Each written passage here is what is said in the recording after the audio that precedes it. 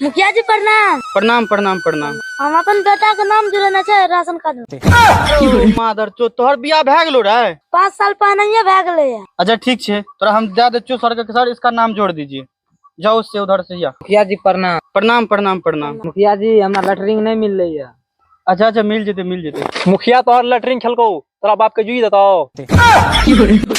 मादर चोद तुमको इसलिए पैसा देते हैं। अच्छा ए बेर अहाँ के लैटरिन मिल जात, टेंशन न लियो, नंबर लागल है। देखो मुखिया जी हमरा लैटरिन नहीं चाहिए, हमरा लैटरिन के पैसा चाहिए पैसा। अरे मादर चोद तोरा लैटरिन के पैसे मिलतो जो ना कोई दलियो ना अगला महीना मिलता। फेरी में वोट नहीं डाली रहे। प्रणाम मुखिया जी। प्रणाम। मादर चोद सब दिमाग के चट लेते। कौन लैटरिन मांगने के लिए आता है, कौन बाथरूम मांगने के लिए आता है, कौन इंदिरा आवास मांगने के लिए आता है।